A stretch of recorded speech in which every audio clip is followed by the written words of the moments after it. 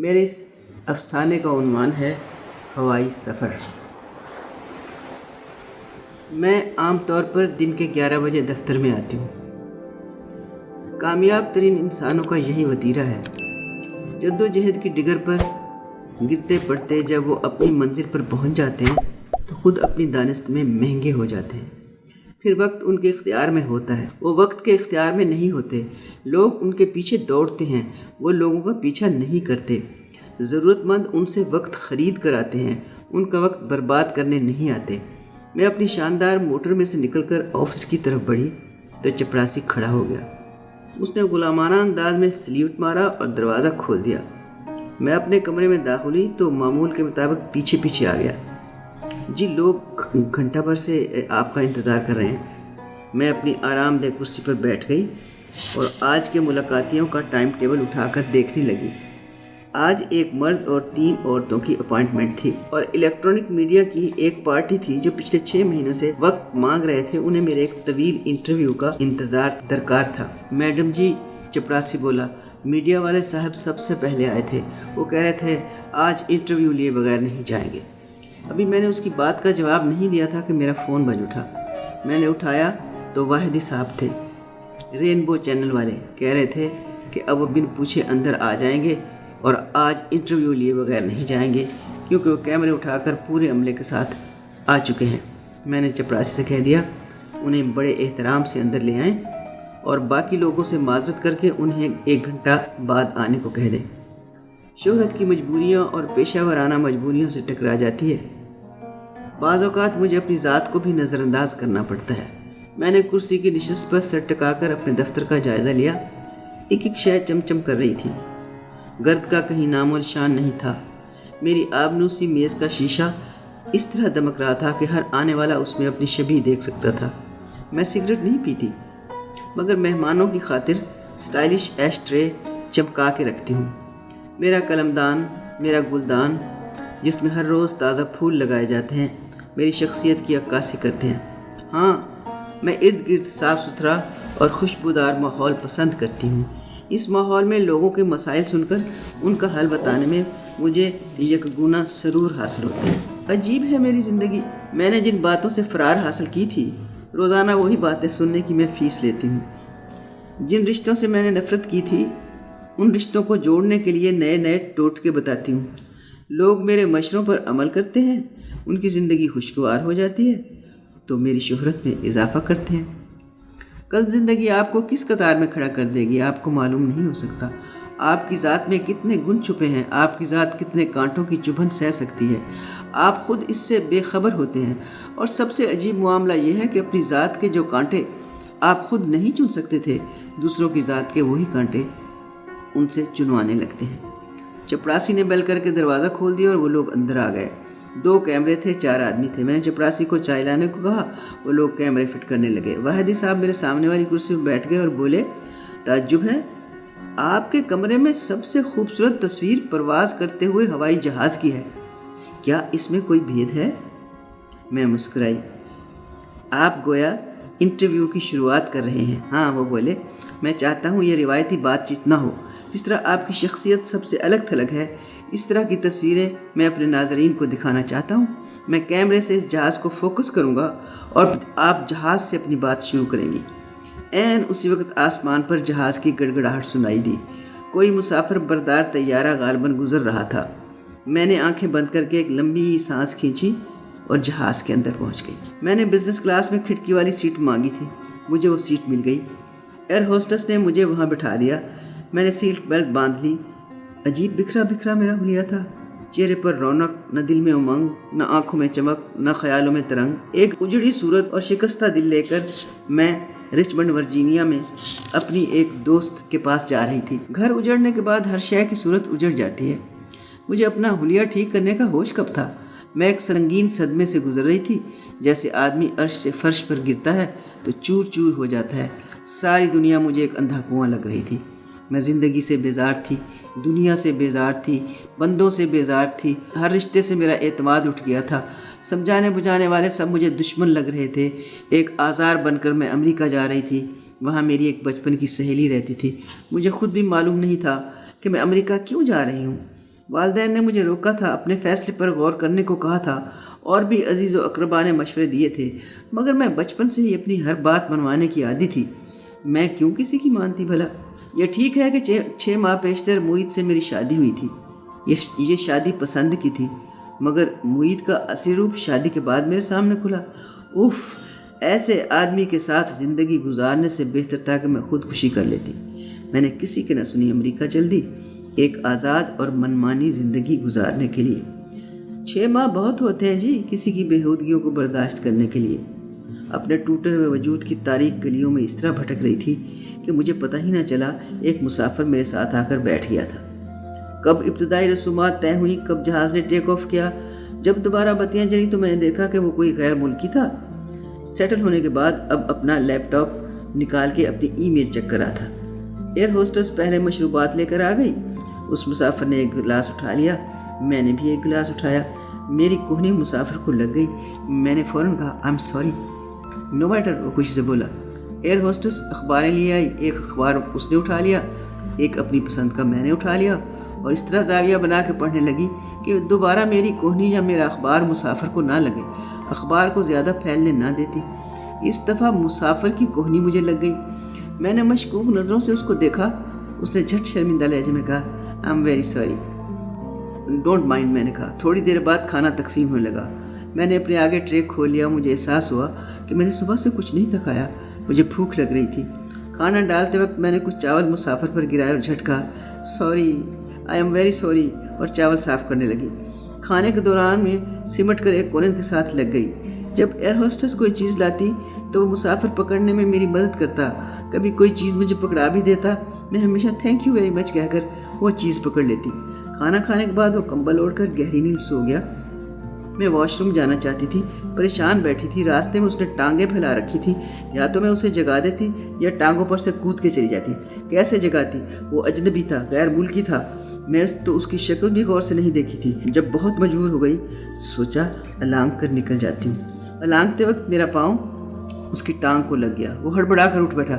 میں پھر شرمندہ ہو گئی۔ I am very sorry, I am extremely sorry, میں نے روحان سی آواز میں کہا۔ کوئی بات نہیں، وہ کہہ کر سو گیا۔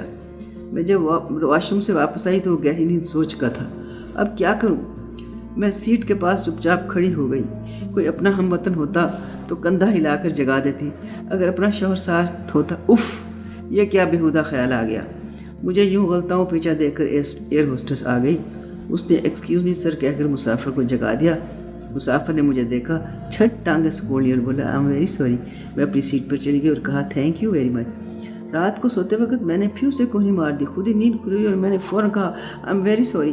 اس بار بار کی آئی ایم سوری سے بچنے کے لیے میں اٹھ کر بیٹھ گئی اور سب مسافروں کا جائزہ لینے لگی۔ سلسلہ یہی چل رہا تھا، کوئی اٹھ کر جا رہا تھا، کوئی واپس آ رہا تھا، کوئی آئی ایم سوری کہہ رہا تھا، کوئی تھینک یو ویری مچ کی گردان کر رہا تھا۔ ہر مسافر دوسرے مسافر کا حق تسلیم کر رہا تھا۔ جہاز کے اندر صبح ہو گئی، سارا عملہ جیسے جاگ اٹھا۔ ایئر ہوسٹس ننے ننے گرم تولیے چمٹے سے پکڑے ہوئے مسافروں کو دینے لگی، یعنی منہ دھلانے لگی۔ ایک سوئے ہوئے مسافر کے منہ پر تولیہ گر گیا، وہ جھلا کر اٹھا اور اس نے انگریزی زبان میں ایئر ہوسٹس کو گالیاں دینی شروع کر دی۔ وہ بیچاری زرد ہوتی ہوئی sorry sir, I am extremely sorry sir, please forgive me کہتی جاتی اور وہ اس کے بخیے ادھیڑتا جاتا۔ سارے مسافر پلٹ پلٹ کر ایئر ہوسٹس مسافر کو دیکھنے لگے۔ بات اتنی بڑی نہیں تھی، مسافر نے بتنگڑ بنا دیا۔ مسافر پاکستانی تھا، ایئر ہوسٹس بھی پاکستانی تھی، وہ معاف کر دیتا، مگر وہ بعد میں بھی کہتا رہا نہ جانے کیسے کیسے بھوکے ننگے گھروں سے یہ نیم خواندہ اور بدتمیز لڑکیاں آ جاتی ہیں اور سفارش پر رکھ لی جاتی ہیں، یہ کیا جانے ایٹیکیٹس اور شائستگی۔ جہاز کا ماحول ٹینس ہو گیا، پھر جو بھی ایئر ہوسٹس آتی ڈری ہوئی ہوتی۔ میں اٹھ کر باتھ روم کی طرف گئی۔ راہداری میں وہی ایئر ہوسٹس رو رہی تھی اور عملے کے لوگ اسے چپ کرا رہے تھے، اور وہ کہتی جاتی تھی بڑی ذلت ہے اس نوکری میں، یہ لوگ ہمیں ادنیٰ نوکرانیاں سمجھتے ہیں، آخر ہماری بھی کوئی عزت نفس ہے۔ چپ کر جاؤ، چپ کر جاؤ، وہ بڑا آدمی ہے، تمہاری شکایت کر دے گا۔ پورے جہاز کے سامنے مجھے ذلیل کرے، میری شکایت بھی کرے گا؟ تجھے تو معلوم ہے مسافر ہمارا باس ہوتا ہے۔ اتنے میں جہاز کا برسر وہاں آ گیا۔ وہ آتے ہی دھمکانا لینے بولا نورین، تم میرے ساتھ چل کر اس مسافر سے باقاعدہ معافی مانگو۔ سر میں تو پہلے ہی 100 بار معافی مانگ چکی ہوں، میں بھی اسے مل کر آ رہا ہوں، بہت خفا ہے اور ناشتہ لینے سے انکار کر رہا ہے، بس میں نے اتنا سننا تھا کہ باتھ روم کے اندر چلی گئی۔ واپس آئی تو روتے ہوئی ایئر ہوسٹس بھی ڈیوٹی ادا کر کے جا چکی تھی۔ ابھی تھوڑی دیر پہلے ان بنی ٹھنی चाक و चौबंद एयर होस्टेसों को देखकर मैं सोच रही थी, कैसी मज़े की नौकरी है ये, इसमें मज़ा ही मज़ा है। शायद लाशऊर में कहीं था कि मैं भी अमेरिका जाकर किसी एयरलाइन में अप्लाई कर दूंगी। मगर जब एयर होस्टेस हर मुसाफिर के आगे से झूठे बर्तन समेटने लगी, जगह साफ़ करने लगी, इधर उधर गिरी खुराक उठाने लगी, तो मुझे कराहत होने लगी। कराहत? मैं ठिठक गई। इसी बात पर तो मेरी और मुईद की लड़ाइयाँ हो गई थी। मैं उसके आगे चाय नहीं रखती थी, न उसके बर्तन उठाती थी। दफ्तर जाने से पहले उसकी ज़रूरत की कोई चीज़ सामने निकाल कर नहीं रखती थी। कपड़े वो खुद इस्त्री करता था। रोज़ाना नाश्ता बनाने से मुझे घिन आती थी। आराम से मैं कह देती, कैंटीन से कर लेना। एक शादीशुदा शख्स कब तक कैंटीन से नाश्ता कर सकता है? उसको गुस्सा आने लगा था। शादी से पहले उसने मुझे बताया था उसे गुस्सा बहुत आता है जब उसकी बात ना मानी जाए, और मैंने भी हंसकर कह दिया था, देखा जाएगा किसका गुस्सा तेज है। मोहब्बत के ज़माने में तो दोनों के मुंह से फूल झड़ते हैं। मगर मैं तो समझती थी कि मैं बस दुनिया में अपनी बातें मनवाने और सजदे करवाने को पैदा की गई हूँ। ये ज़माना 1 माह में तमाम हो गया था। मैंने शादी से पहले शर्त रखी थी कि मैं मुईद के वालिदैन के साथ नहीं रहूँगी। उसने शादी के बाद ये फ्लैट किराए पर ले लिया था। हालांकि उसके वालिदैन का घर बहुत बड़ा था और हम सब के लिए काफ़ी था। इसीलिए वो 1 माह के बाद ही दफ्तर जाने लगा था। क्यों जाते हो? मैं सुबह सुबह कसमसाती। वो कहता, घर के अखराजात कौन उठाएगा, घर का किराया, यूटिलिटी बिल वगैरह वगैरह। मैं नहीं जानती। मैं कहती, जानने की कोशिश करो। मैं ये बकवास सुनने के लिए नहीं आई तुम्हारे पास, तो मैं भी सारा दिन तुम्हारे हुस्न के कसीदे नहीं पढ़ सकता। मुझे घर का आराम चाहिए, जैसा मेरी माँ के घर में था। हर शय वक्त पर मिल जाती थी, हर काम अपने आप हो रहा था। तो चले जाओ अपनी माँ के पास। बस फिर इसके बाद इल्ज़ामात का एक आबशार खुल जाता। मुझे जहेज़ में एक कार मिली थी। अक्सर लड़ाई के बाद मैं कार लेकर निकल जाती, कभी अपनी माँ के घर, कभी किसी सहेली के घर। इस बात की परवाह किए बगैर कि मुईद ने नाश्ता कैसे किया, दोपहर का खाना कहाँ खाया, घर किस वक्त लौट के आया। न मुझे घर की सफाई सुथराई का ख्याल था, न किचन को आबाद करने का। न मुझे ऐसी तरबियत दी गई थी। मेरे जहन में एक ऐसी फिल्मी स्टाइल मोहब्बत थी जहाँ शौहर एक ज़र-ख़रीद ग़ुलाम की तरह दिन रात खिदमत और मोहब्बत में रहता है और मेरे अब्रू के इशारे पर तकमील के लिए हाज़िर हो जाता है। मुईद ने बहुत आराम से मुझे समझाने की कोशिश की, समझौता करने की कोशिश की कि वो एक कुक रख लेगा, मगर मुझे कम से कम इस घर में क्या क्या करना चाहिए। मैं अकड़ गई, कुछ भी मान से इनकार कर दिया। फिर लड़ाइयों ने वो रुख इख्तियार किया जिसमें ज़बानों पर नामुनासिब बातें आने लगी, दिलों में खराशें पड़ने लगी, ज़ुबान के ज़ख्म तलवार के ज़ख्म से कारी होने लगे। ये बात मैं बेशतर दफ़ा कहती थी कि मैं चली जाऊँगी, मैं तुम्हारे साथ नहीं रह सकती। इस बात पर वो चुप हो जाता था। उसके वालिदैन की मैं बिल्कुल इज़्ज़त नहीं करती थी और अपने वालिदैन की मैं बिगड़ी हुई औलाद थी, इसलिए उनकी भी कोई बात सुनने के लिए तैयार नहीं थी। मैंने अपने जेवर बेचे और अमेरिका जाने की ठान ली। जहाज़ के अंदर नाश्ते का अमल शुरू हो गया था। सब मुसाफिर जाग उठे थे। मंजिल मकसूद आने वाली थी। इमिग्रेशन कार्ड तकसीम कर दिए गए थे। सब मुसाफिर अपनी अपनी चीज़ें समेटने में लगे थे। गुज़रखानों से बाहर कतार लंबी हो गई थी। कमाल है, यहाँ हर कोई बड़े तहम्मुल से अपनी बारी का इंतज़ार करता था। कोई किसी पर नहीं चिल्लाता। कोई ने कहा था कि तुमने क्यों देर लगाई। मैं मुईद पर चिल्लाया करती थी। मैं कहती, तुम बाथरूम में बहुत देर लगाते हो, मैं पहले जाऊँगी। वो कहता था, मुझे दफ्तर जाना है, प्लीज़ मुझे पहले जाने दो, तुम्हारी वजह से लेट हो जाता हूँ। मैंने एक किताब में पढ़ा था, सुबह का वक्त शौहर का वक्त होता है, उसे सुकून और खुशी के साथ काम पर भेजना चाहिए। दोपहर का वक्त बच्चों का वक्त होता है, पूरी तवज्जो से उनके साथ रहना चाहिए। रात का वक्त बीवी का वक्त होता है। मगर उन दिनों मुझे मुईद की हर बात बुरी लगने लगी थी और मुझे मना कर थक गया था। जहाज़ के अंदर डेस्टिनेशन के बारे में ऐलानात होने लगे, बत्तियाँ इशारे देने लगी। आखिर 22 घंटे का तवील सफ़र तमाम हुआ। हर मुसाफिर ने दूसरे का ख्याल रखा, शोर नहीं मचाया, बुलंद आवाज़ से बात नहीं की, बात बात पर चिल्लाए नहीं।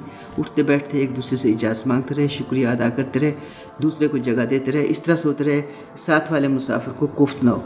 मैंने शुमार किया कि मैंने अपने साथ बैठे मुसाफिर को 10 बार आई एम सॉरी कहा था और 9 बार थैंक यू कहा था, 4 बार एक्सक्यूज़ मी कहा था और हर बार मेरा लहजा पहले से बहुत नरम और शाइस्ता था। कमाल है, सिर्फ एक रात के सफ़र में हम दोनों ने एक दूसरे का इस कदर ख्याल रखा था, हालांकि हम एक दूसरे को जानते तक न थे और हमने एक दूसरे की सूरत भी गौर से नहीं देखी थी। मैं ही नहीं, ये अमल जहाज़ के सारे मुसाफिरों ने किया था, तभी तो ये सफ़र आसान हुआ था। जहाज़ लैंड कर गया, मुसाफिर कतारों में उतर गए और जिस कतार में हुक्म मिला खड़े हो गए। मजाल है कि इमिग्रेशन की कतारों से इधर उधर हों। मैं जिस कतार में खड़ी कर दी गई वो पहली बार अमेरिका आने वालों की कतार थी, बड़ी लंबी थी। मैं आखिर में खड़ी थी क्योंकि पहली बार आई थी, राहदारियों से वाकिफ़ नहीं थी, आते आते देर हो गई। मेरे आगे खड़ा हुआ मुसाफिर 15 منٹ سے لے کر 1 گھنٹہ تک کھڑکی پر لگا رہا تھا۔ ان کے انٹرویو لمبے ہوتے جا رہے تھے، مگر ہم سب دم سادے کھڑے تھے۔ پاکستان کی طرح کوئی کسی پر نہیں چلا رہا تھا۔ اس دنیا میں پہلے برداشت کا عمل سکھایا جاتا ہے، جو برداشت نہیں کرتا اسے دھتکار دیا جاتا ہے۔ بارے خدا خدا کر کے میری باری آئی۔ شکر ہے کہ مجھے زیادہ دیر نہیں لگی، میں کلیئر ہو کے دوسری طرف آ گئی۔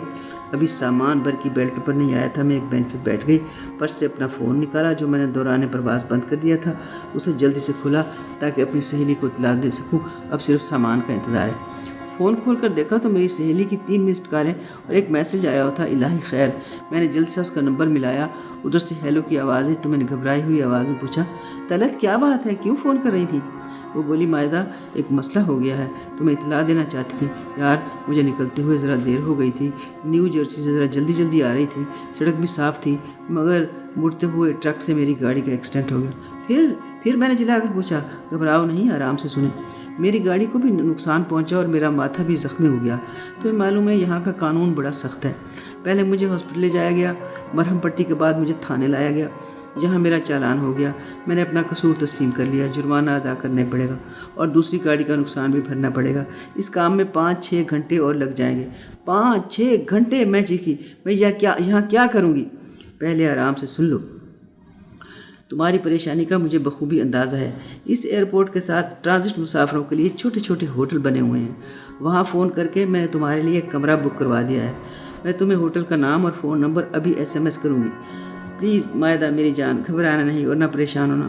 تم اس ہوٹل میں جا کے چیک ان کرو، تھوڑا سا ریلیکس کرو۔ میں اس کارروائی سے فارغ ہو کر پہلے اپنی کار ورکشاپ میں لے جاؤں گی، پھر ایک دوسری کار ڈرائیور سمیت ہائر کروں گی اور اس میں تمہیں خود لینے آ جاؤں گی۔ تم ادھر ادھر مت جانا، میرے آنے تک وہیں رہنا، پلیز پلیز۔ اچھا، میں نے مری ہوئی آواز میں کہا۔ اب پتہ نہیں تقدیر ہو کیا دکھانا چاہتی ہے۔ تھوڑی سی دیر میں برقی بیلٹ پر سمانے لگا۔ مسافر دوڑ کر ٹرالیاں اٹھا لائے، کہاں سے مجھے نہیں معلوم۔ ادھر ادھر دیکھ رہی تھی۔ یہ کام ہر شوہر بڑی مستعدی سے کر رہا تھا۔ بیویاں بچوں کو سنبھال رہی تھیں یا شور مچا رہی تھیں، مرد خود آگے بڑھ کر اپنا سامان اٹھا رہے تھے۔ برقی بیلٹ اتنی تیز چل رہی تھی اور ان میں اپنے 2 سوٹ کیس نظر نہیں آ رہے تھے۔ میں گھبرائی چاروں طرف گھوم رہی تھی۔ اچانک مجھے خالی ٹرالی نظر آ گئی۔ میں اس کے پاس جا کر خوف زدہ سے کھڑی ہوئی کہ نہ جانے کس کی ہوگی، ہاتھ لگاؤں کہ نہیں۔ پاکستان ہوتا تو میں لے کر بھاگ جاتی۔ اتنے میں غیر ملکی آیا، مجھے دیکھ بولا، یہ ٹرالی میں لایا تھا۔ میں نے جلد سے معذرت خانہ لہجہ اختیار کر لیا۔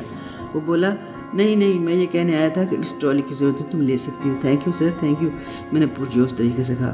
پھر بیلٹ کے پاس آ گئی۔ اب میرے دونوں سوٹ کیس بیلٹ پر نظر آ رہے تھے، مگر وہ اتنی جلدی سے میرے پاس سے گزر جاتے کہ میں ہاتھ بڑھاتی رہ جاتی۔ ارد گرد مرد بھی کھڑے تھے، مگر وہ 20 بنے کھڑے تھے، اپنی عورتوں کی تو مدد کر رہے تھے، میری کوئی مدد نہیں کر رہا تھا۔ بعد از بسیار کوشش میں نے اپنے دونوں سوٹ کیس گھسیٹنے میں کامیاب ہوئی، مگر پسینہ ہو گئی۔ ٹرالی میں سامان رکھ کر میں باہر نکل آئی۔ میری سہیلی نے ہوٹل کا نام اور نمبر مجھے بھیج دیا تھا۔ میں راستوں سے واقف نہیں تھی، کسی نے مجھے راستہ بتایا۔ میں لفٹ میں بیٹھی اور ایک غلط فلور پر اتر گئی۔ دیکھا یہاں بھی ایک خلقت جمع تھی اور سامنے بے شمار ایئر لائنوں کے کاؤنٹر تھے۔ کسی کاؤنٹر پر قطاریں بن رہی تھی، کسی کاؤنٹر پر قطاریں سمٹ رہی تھی۔ حشر کا سا میدان لگ رہا تھا۔ میں نے وقت دیکھا، 12 بجے میں نے لینڈ کیا تھا اور اب شام کے 5 بج رہے تھے، یعنی تھوڑی دیر بعد دوسری رات شروع ہو جائے گی۔ میں نے اپنی دوست کو فون کیا، اب اس نے فون پاور آف کر رکھا تھا۔ پتہ نہیں اس کی مشکل حل ہوئی تھی کہ نہیں۔ میں سامنے ایک بینچ پر بیٹھ گئی۔ میرے عین سامنے امارات کے کاؤنٹر پر جلتی بجھتی بتیاں مسافروں کو اشارہ دے رہی تھیں۔ یکایک میرا ذہن کام کرنے لگا۔ میں امارات کے انکوائری کاؤنٹر پر چلی گئی اور اس آدمی سے کہا کہ میں تھوڑی دیر پہلے پاکستان سے آئی ہوں۔ یہاں لینڈ کرتے ہی مجھے اطلاع ملی ہے کہ میری ماں کو ہارٹ اٹیک ہو گیا ہے۔ میں واپس پاکستان جانا چاہتی ہوں، آج ابھی آپ کی فلائٹ میں مجھے سیٹ مل سکتی ہے؟ وہ بولا، آپ بیٹھیں، میں کمپیوٹر پر دیکھ کر ہی کچھ بتا سکتا ہوں۔ میں پھر جا کر بینچ پر بیٹھ گئی۔ امارات کے مسافروں کی لمبی لائن ہوتی جا رہی تھی۔ اس نے مجھے بلایا اور کہنے لگا، اکانومی کلاس میں آپ کو سیٹ مل جائے گی، مگر یہ فلائٹ ڈائریکٹ پاکستان نہیں جائے گی، ابو دھابی تک جائے گی۔ ویسے بھی یہ بہت سے روٹ سے ہو کر جائے گی۔ اس نے پھر کمپیوٹر کی مدد لی اور مجھے بتایا، رات کے 12 بجے آپ ابو دھابی پہنچیں گی اور صبح 4 بجے آپ کو الاتحاد لائن مل جائے گی، وہ سیدھی پاکستان جاتی ہے۔ میرے ذہن نے ایک فیصلہ کیا، پیشتر اس کے کہ میں دنیا کے میلے میں گم ہو جاؤں، میں واپس چل جاؤں۔ میں نے کہا وہ میرے لیے الامارات میں اور پھر الاتحاد میں سیٹ بک کرا دے۔ اس نے کیشیئر کی طرف بھیج دیا۔ میں نے پاسپورٹ اور ڈالر اسے دیے، اس نے میرا ٹکٹ بنا دیا۔ پھر میں نے دوسرے کاؤنٹر سے بورڈنگ کارڈ لیا۔ اس آدمی نے کہا، آپ سامنے جا کر بیٹھ جائیں، جب سب مسافر سوار ہو جائیں گے پھر آپ کی باری آئے گی۔ میں نے کوک کا ایک ڈبہ خریدا اور سامنے بیٹھ گئی۔ پیاس سے حلق میں کانٹے پڑ رہے تھے۔ ناشتہ کے بعد سے میں نے کچھ نہیں کھایا تھا۔ میری ٹانگیں لرز رہی تھیں اور پورا جسم پسینے سے نہایا ہوا تھا، حالانکہ سردیوں کا موسم تھا۔ اتنے میں فون کی گھنٹی بجنے لگی۔ میں نے دیکھا یہ میری سہیلی کا نمبر تھا۔ شاید وہ ہوٹل میں پہنچ کر مجھے تلاش کر رہی تھی۔ میں نے سوچا اسے تبدیلی موڈ کی اطلاع دے دوں۔ عین اسی وقت امارات والوں نے میرے نام کا اعلان کر دیا۔ میں نے عافیت اسی میں جانی کہ سہیلی کو کچھ بتائے بغیر چلی جاؤں۔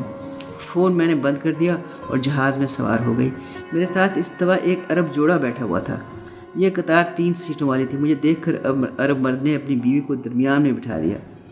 وہی ماحول بن گیا، وہی سلسلہ شروع ہو گیا۔ ہر کوئی دوسرے کا خیال رکھ رہا تھا، سفر کو آسان کر رہا تھا۔ 12 بجے رات میں ابوظہبی میں اتری، الاتحاد کے کاؤنٹر پر گئی تو پتہ چلا یہ فلائٹ 10 گھنٹے لیٹ ہو گئی ہے، ایک اور رات جاگنا ہوگا۔ میں پریشان ہو رہی تھی۔ اتنے میں ایئر لائن کا کارندہ آیا۔ اس نے مجھے ایک کارڈ دیا اور بولا دائیں جانب ایک ہوٹل ہے، ہمارے ٹرانزٹ مسافر اس میں ٹھہرتے ہیں، یہ کارڈ دکھا کر آپ کمرہ لے سکتی ہیں اور 5-6 گھنٹے آرام کر سکتی ہیں۔ میں ہوٹل سے کمرے میں آ گئی۔ مشکل مرحلوں میں ان لوگوں نے آسانیاں پیدا کر دی ہیں۔ سب مسافر کتنے مزے سے بیٹھے تھے، لاؤنج کے اندر بھی اور ہوٹل کے اندر بھی۔ کوئی چیخ چلا نہیں رہا تھا۔ یہ کیسی دنیا ہے؟ میں واقعی بہت تھکی ہوئی تھی۔ کھڑی کو الارم لا کر سو گئی۔ اٹھ کر منہ ہاتھ دھویا، باہر آ گئی۔ ان کے حال میں بے شمار مسافر اکٹھے ہو چکے تھے۔ سب ناشتہ کر رہے تھے مگر بڑے سکون کے ساتھ۔ انہیں دیکھ کر میری بھوک جاگ اٹھی۔ میں نے ڈٹ کر ناشتہ کیا اور ایک صوفے پر بیٹھ کر ٹی وی دیکھنے لگی۔ یہاں بھی تو فیملیز آئی ہوئی تھیں۔ ان کے شوہر ان کا ہر طرح سے خیال رکھ رہے تھے، بچوں کو پکڑ پکڑ لا رہے تھے۔ بیویاں اٹھلاتی پھر رہی تھیں، کوئی کسی کے ساتھ بدتمیزی نہیں کر رہا تھا، کہیں میاں بیوی میں توتکار نہیں ہو رہی تھی، کوئی مسافر بے چینی کا مظاہرہ نہیں کر رہا تھا۔ نہ جانے کتنے گھنٹے وہاں بیٹھنا پڑا مگر سب سکون سے بیٹھے رہے۔ جب دن اچھی طرح طلوع ہو چکا تو الاتحاد کی وہ فلائٹ آ گئی جس نے ہمیں پاکستان لے کے جانا تھا۔ میرے دل کی عجیب حالت تھی۔ 3 دن پہلے میں کشتیاں جلا کر پاکستان سے نکل آئی تھی۔ 3 دن پہلے میں ایک دل جلی باغی اور فراری عورت تھی۔ مجھے صرف ٹھکرانا آتا تھا، بھاگ جانا آتا تھا، اپنانا نہیں آتا تھا۔ ایک دن کے ہوائی سفر نے میرے سوئے ہوئے ادراک کو جگا دیا تھا۔ میرے احساس کے طبق روشن ہو گئے تھے۔ مجھے انسانیت کے سب سے خوبصورت اصول سکھا دیے تھے۔ اسی میلے لباس میں، اسی حلیے میں جب میں لاہور ایئرپورٹ پر اتری تو دوپہر کے 12 بج رہے تھے۔ لاہور ویسا ہی تھا جیسا چھوڑ کر گئی تھی۔ میں نے ٹیکسی کرائے پر لی اور سیدھی اپنے گھر روانہ ہوئی۔ ٹیکسی کو رخصت کر کے میں گھر کے بند دروازے کے باہر کھڑی ہو گئی۔ تھوڑی سی نروس بھی تھی۔ جو دروازے ہم اپنے اوپر خود بند کر لیتے ہیں، کیا وہ کبھی دوبارہ کھلتے ہیں یا نہیں؟ اور پھر میرے پاس چابی بھی نہیں تھی۔ آتے ہوئے چابی بھی میں معید کے منہ پر مار آئی تھی۔ اگر وہ دروازہ مکفل ہوا تو شام تک کیسے انتظار کروں گی؟ میں نے آگے بڑھ کر بیل بجا دی، 1 بار 2 بار، پھر بجاتی ہی چلی گئی۔ دروازہ دھڑ سے کھل گیا۔ سامنے معید کھڑا تھا۔ مجھے دیکھ کر پتھر ہو گیا۔ مائدہ، یہ تم ہو واقعی؟ میں کہنا چاہتی تھی معید، دنیا بڑی ظالم ہے۔ اس نے مجھے 3 دن میں وہ سب سکھایا جو تم مجھے 3 صدیوں میں نہ سکھا سکے۔ برداشت، تحمل، ضبط، نظم، انسانیت، دوسروں کے حقوقوں، بنیادی اصول۔ ایک رات کے سفر میں لوگ اپنے عارضی ہم سفر کا اس قدر خیال رکھتے ہیں تو جو زندگی کا ہم سفر ہو اس کی نفی کیوں کرتے رہتے ہیں؟ ایک دوسرے کی کوتاہیوں اور خامیوں کو آئی ایم سوری اور تھینک یو ویری مچ کے سنہری کاغذوں میں کیوں نہیں لپیٹ سکتے؟ واحدی صاحب نے بے اختیار تالیاں بجائیں تو میں اپنے آپ میں لوٹ آئی۔ بتائیے آپ کیا پوچھنا چاہتے ہیں؟ اور مائدہ صاحبہ، جتنی خوبصورتی سے آپ نے اپنے ہوائی سفر کی ریکارڈنگ کرا دی ہے، مجھے تو یوں لگ رہا ہے کہ ان 3 دنوں میں پل پل میں آپ کے ساتھ دوڑتا رہا ہوں۔ واہ واہ، سبحان اللہ۔ مجھے یقین ہے آج تک ہمارے چینل نے ایسا خوبصورت اور اثر انگیز انٹرویو آن ایئر نہیں کیا ہوگا۔ بس ایک سوال رہ گیا پوچھنے والا، ازدواجی زندگی کے یہ مسائل حل کرنے کا خیال کیسے آ گیا؟ واحدی صاحب، شادی کے 10 سال بعد، 2 بچوں کی پرورش کے بعد میں نے زندگی کا ایک مشن بنا لیا۔ گھروں کو ٹوٹنے سے بچانا ہے، دلوں کو دلوں سے جوڑے رکھنا ہے، رشتوں کو رشتوں کے ساتھ نبھانا ہے۔ جو نعمتیں آپ کو حاصل ہو گئیں ان کو زندگی بھر اب تقسیم کرتے رہنا ہے۔